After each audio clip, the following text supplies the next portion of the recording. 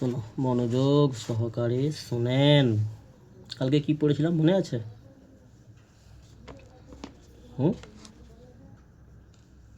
ওটা বাদ দিয়ে বলো, সব বলো ঠিক আছে, ওই সব জিজ্ঞাসা করবেন না নাকি?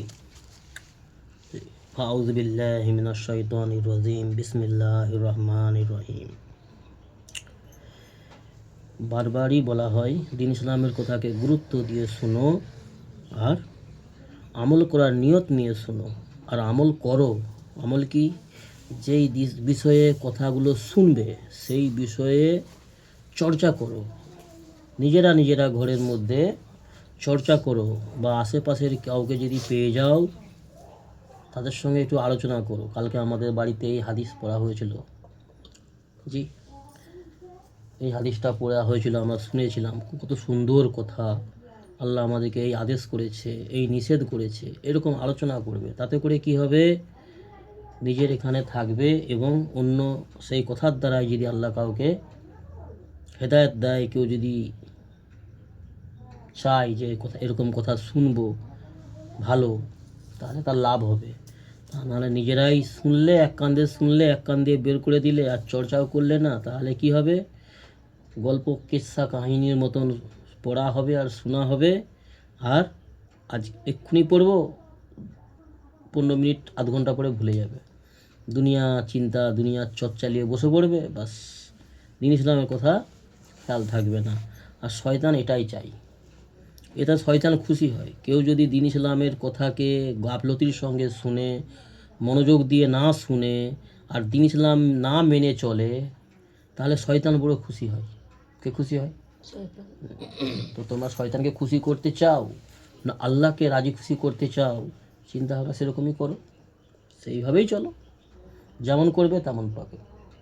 যাকে সন্তুষ্ট করে দুনিয়া থেকে যাবে, তুমি আমি যে কেউ, যাকে সন্তুষ্ট করে, যাকে খুশি করে, রাজি করে দুনিয়া থেকে যাবে, তো সেই রকমই স্থান পাবে, সেরকমই জায়গাও পাবে। বুঝে আসছে? ভালো করে বুঝিয়ে লও।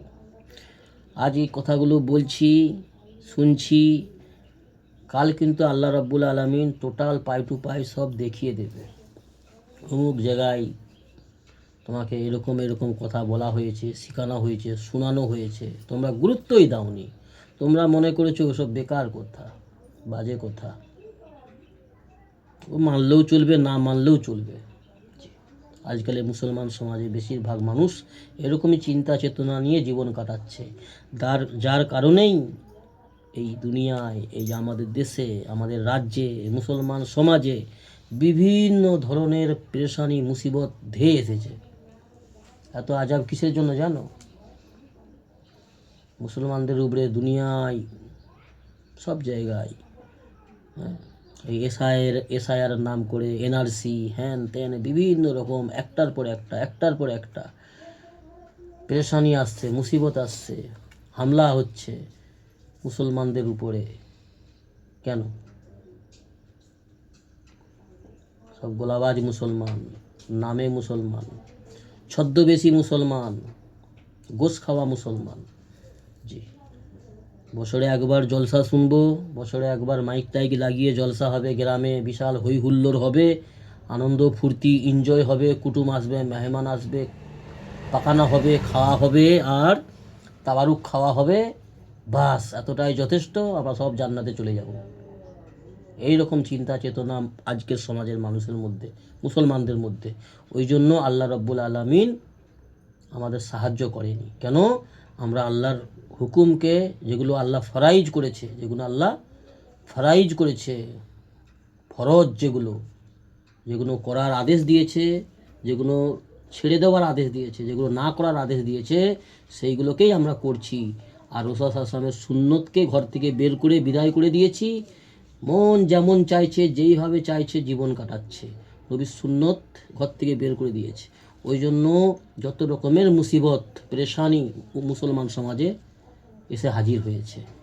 আর এত কিছু হওয়ার পরেও, এত মুসিবত বালা, এত রকমের পেরেশানি, এত রকমের আজাবে গ্রেপ্তার হয়ে গেছে মুসলমান, তারপরেও মুসলমান সমাজ কিন্তু আল্লাহর দিকে ঘুরেছে না, বাগী হয়ে যাচ্ছে।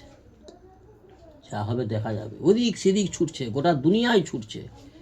কাগজ নিয়ে, জি, মাসে মাসে কাগজ নিয়ে, ডকুমেন্টস নিয়ে চারদিকে দৌড়াচ্ছে, কোথায় কোথায়, জি, বিডিও অফিসে, ব্লকে, ওখানে সেখানে, অঞ্চলে, এদিকে সেদিকে, কোর্টে মোটে চারদিকে ছুটছে, কিন্তু যেখানে ছুটলে লাভ হবে সেখানে যাবে না।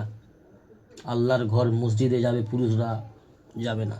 আর মেয়েরা আজান শুনে ঘরে উজু করে নামাজ পড়বে, করবে না।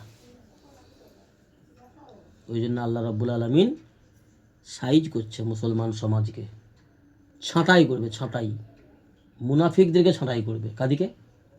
জি, যারা মুখে বলে করে না, যারা কানে শুনে করে না। জি, এই যে আমি বলছি, তোমরা শুনছো নাকি? কাজ করবে না তো ঘোমটা দিয়ে বসে থাকলেই মুসলমান হয় না। ঘোমটা আমাদের ভারতবর্ষে রাজস্থান বলে একটা রাজ্য আছে, রাজস্থান, এরকম আরও অনেক আছে, পাঞ্জাব, হরিয়ানা, এইসব রাজ্যে না মুসলমানরা, মানে হিন্দুদের বাড়ির মেয়েরা, অমুসলমান বাড়ির মেয়েরা, পাঞ্জাবি, মারোয়ারি, হিন্দুদের মেয়েরা তোমাদের থেকেও বেশি ঘোমটা দিয়ে রাখে। তোমরা জানো নি, দুনিয়া তোমরা ঘুরো নি, আমরা ঘুরেছি, জানি। তোমাদের থেকেও তারা বেশি ঘোমটা দিয়ে রাখে, তাদের এত দূর পর্যন্ত ঘোমটা দিয়ে রাখে। তারা ভাসুর শ্বশুরকে খুব শ্রদ্ধা সম্মান করে, বেশিরভাগ। এখন একটু সমাজ পরিবর্তন হয়েছে, মুসলমানদের থেকেও হিন্দু সমাজের মানুষ অনেক রাজ্যে যারা পর্দার সঙ্গে থাকে। কিন্তু আমাদের মুসলমান সমাজে দেখাবা ঘোমটা দেয়, দেখাবা বোরখা পরে, এরকম অনেক মুসলমান নারী আছে। জি, দেখাবা পুরুষরা আছে, দাড়ি রাখে, দাড়ি রেখেও জুয়া খেলছে, লটারির টিকিট কাটছে, মদ খাচ্ছে, অনেক নোংরা কাজ করে, আল্লাহর হুকুম নবীর সুন্নত মানে না, কিন্তু রিয়াকারি করে, রিয়াকারি, দেখানো, লোক দেখানো। ওই জন্য আল্লাহ সাহায্য মুসলমান সমাজ পাচ্ছে না। বারবার মুসলমানদেরকে সতর্ক করা হচ্ছে, আহ্বান করা হচ্ছে বিভিন্নভাবে, দাওয়াত ও তাবলীগের মাধ্যমে। জি, ইজতেমা হচ্ছে, চারদিকে ইজতেমা হচ্ছে, বয়ান হচ্ছে, জুম্মাতে বয়ান হচ্ছে, মেয়েদেরকে জলসা শোনানো হচ্ছে অনেক, কিন্তু ওই এক রাত্রের জন্য, তারপরে সারা বছর আবার জি কেসে, সারা বছর যেমনকে তেমন। কি হবে এই উম্মতের, বলো? কি সুন্দর আমার পড়ে আছি, সব চুপচাপ বসে আছে এরকম করে। লোক বলে একটু কেতাব নিয়ে পড়ি, একটু নিজেদের, আমি কতবার বলেছি রোজানা একটা টাইম নির্ধারিত করো, ঘরে, নিজের ঘরে একটা দুটো করে হাদিস পড়ো, দিনের বেলা ফ্রি টাইমে পড়ো, একবার দুবার তিনবার করে একটা হাদিসকে পড়ো, যে আমি কিছু শিখবো, কিছু জানবো, আল্লাহর পথে আসবো, আল্লাহর হুকুম নবীর সুন্নতের ব্যাপারে এলেম হাসিল করব, জ্ঞান হাসিল করব, আর সেই মোতাবেক আমল করব। এই উদ্দেশ্য নিয়ে তোমাদেরকে আমি কতবার বলেছি। তোমরা ভাবছো এই পাগল লোকটা যা বলছে বলুক না, মরলে তো আমরা বাঁচি, তাই না? বেশিরভাগ ঘরের অবস্থা এরকমই, পুরুষদেরকে প্রাধান্য দেয় না, পুরুষদেরকে প্রাধান্য দেয় না। এখন আমাদের মুসলমান সমাজে 100-র মধ্যে 95টা ঘরে নারীরা হচ্ছে মন্ত্রী। আর রাসূল সাল্লাল্লাহু আলাইহি ওয়াসাল্লাম বলেছে, যেই বাড়িতে নারী গার্জেন হবে, নারী নেতৃত্ব দেবে, নারীর কথায় সংসার চলবে, সেই সংসার জাহান্নামে যাবে। সেই সংসারে কখনো ভালো কিছু হবে না। হয়তো অর্থ আসবে, নারীদের শয়তানি বুদ্ধি বেশি থাকে, রোজগার করার বুদ্ধি দিবে, টাকা উপার্জন করার, হারাম বুদ্ধি দিবে, হারাম পথে কীভাবে উপার্জন করতে হবে, কী করে লোককে ঠকাতে হবে, জি, দুনিয়া কী করে অর্জন করতে হবে, এই বুদ্ধি দিবে নারীরা। কিন্তু জাহান্নামে নিয়ে যাবে সবকে, পুরো ফ্যামিলিকে জাহান্নামে পথে নিয়ে চলে যাবে।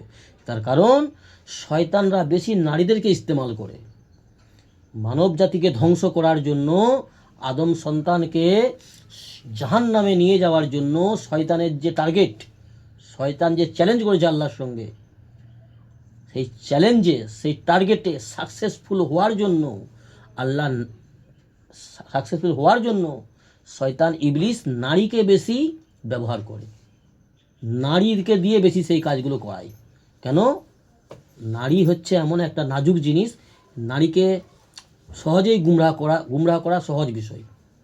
আবার কিছু নারী আছে যারা প্রকৃত দিনদার বুঝদার, যারা আল্লাহর সঙ্গে তাদের তাল্লুক ভালো, বা যারা বাঁচতে চায়, যারা আল্লাহর হতে চায়, যারা জান্নাতি হতে চায়, তারা যদি তলব করে, চেষ্টা করে, তাদেরকে আল্লাহ হেদায়েত দেয়। কিন্তু চেষ্টা করতে আল্লাহ বলেছে, আল্লাহ পেহেল করতে বলেছে। কি বলেছে? তুমি আগে এসো। আল্লাহ বলেছে, বান্দা তুই চেষ্টা কর, তোকে আমি কামিয়াব করব, সফল করব। জি, আল্লাহ কাউকে কোনো বান্দার উপরে জবরদস্তি কোনো জিনিস চাপিয়ে দেয় না। বান্দা যেটা চাইবে আল্লাহর কাছে অন্তরের অন্তঃস্থল থেকে, আল্লাহ তাকে সেটা অবশ্যই অবশ্যই দেবেন। আর সেটা আল্লাহ রাব্বুল আলামিন বান্দার নেক চাহাত পুরা করে আল্লাহ সন্তুষ্ট হয়, খুশি হয়।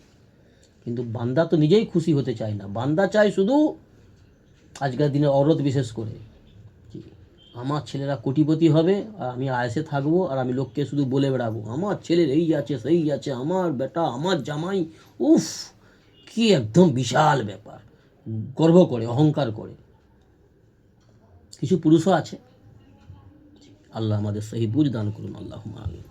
খুব বিপদগ্রস্ত সমাজ মুসলমান সমাজ, আমাদের মহল্লা, আমাদের এলাকা কী অবস্থায় আছে বলো তো? এখন ভারতবর্ষের কী পরিস্থিতি জানো তো? আল্লাহর আজাব বড় আকারে আজাব আসতেছে সামনে। এখনও সময় আছে, শুধরে যাও, পরিবর্তন হয়ে যাও। এখনও সময় আছে বদলানোর, সহজ সরল পথে ফিরে আসার, ইসলামের পথে, দিনের পথে, আল্লাহর পথে ফিরে আসার সময় এখনও আছে। এরপরে যখন হাহাকার পড়ে যাবে, তখন কি হবে আল্লাহ ভালো জানে। আল্লাহ আমাদের সহি বুঝ দান করুন, আল্লাহ আমিন।